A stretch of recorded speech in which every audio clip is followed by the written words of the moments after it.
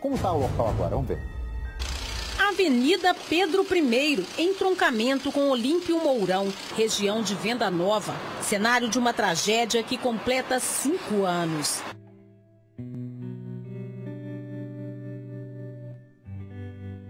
Um ônibus e um carro ficaram debaixo das estruturas do viaduto Batalha dos Guararapes.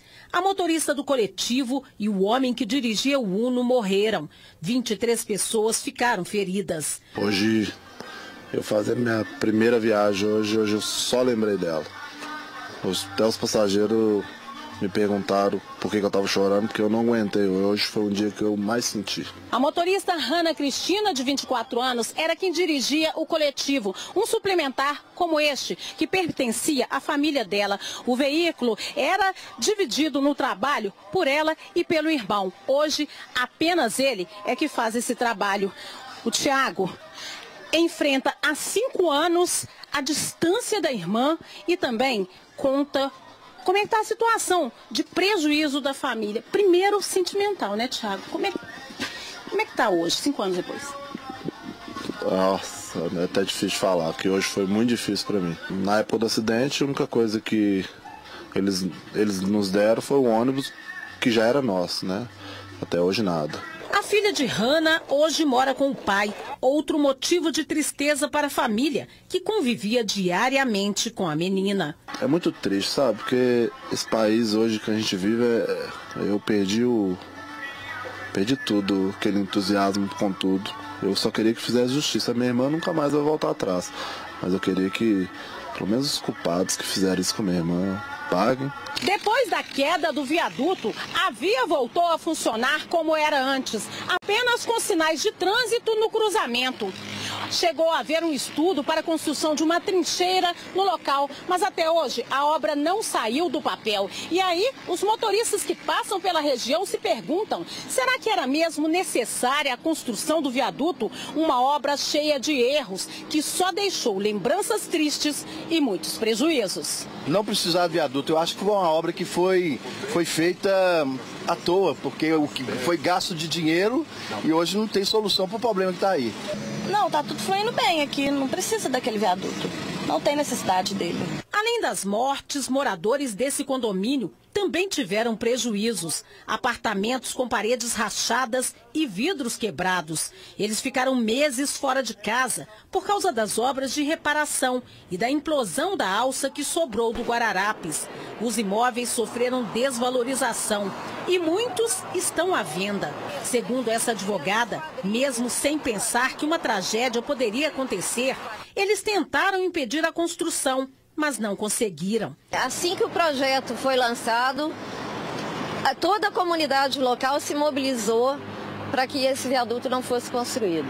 Foi movida uma ação civil pública para evitar ou para tentar reduzir os danos que essa obra tinha feito, tinha acontecido aqui em toda a região. Não conseguimos evitar, o dinheiro público foi todo jogado fora, não existe nenhuma indenização até hoje. O viaduto fazia parte do projeto de mobilidade do BRT, previsto nas obras para a Copa do Mundo. Ele deveria ter ficado pronto até o início do torneio, mas a construtora Covan, responsável pelo serviço, não conseguiu terminar a obra a tempo. A Justiça concluiu que o desabamento foi resultado de uma série de erros, inclusive de cálculos no projeto, na execução da obra e de falhas na fiscalização.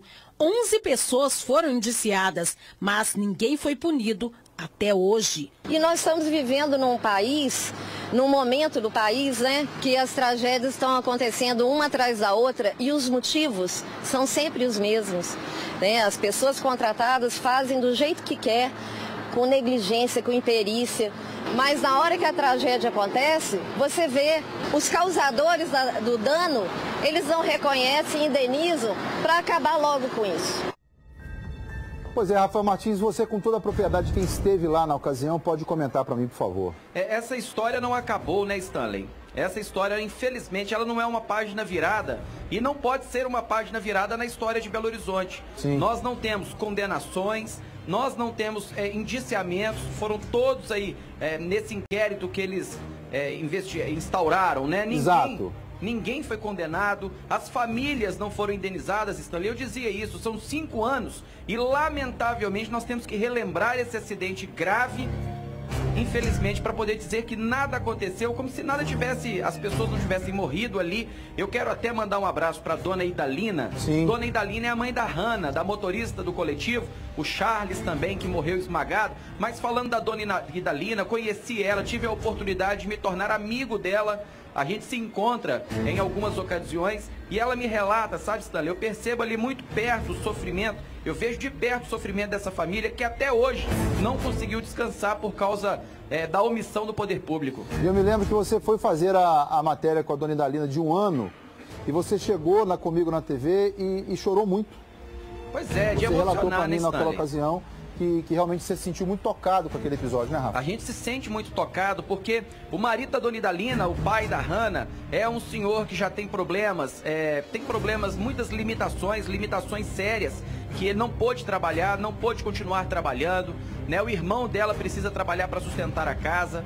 Então, assim, é difícil você conhecer uma história dessa e não se comover. Lamentavelmente, a gente precisa continuar cobrando aqui para que esses responsáveis sejam punidos. Para não ficar igual o Brumadinho. Daqui a pouco também Brumadinho está fazendo 5 anos e ninguém foi preso, não deu em nada. E as 200 e tantas mortes caem no esquecimento, no limbo, né, da história. A propósito do que aconteceu em Mariana, né, Rafa? A propósito do que aconteceu em Mariana. Não aconteceu nada. Não aconteceu nada. Valeu, Rafael Martins, muito obrigado pelo seu comentário, pela sua análise aí sobre tudo. Vem pra cá, Minas Gerais. Você sabia que existe plano funerário?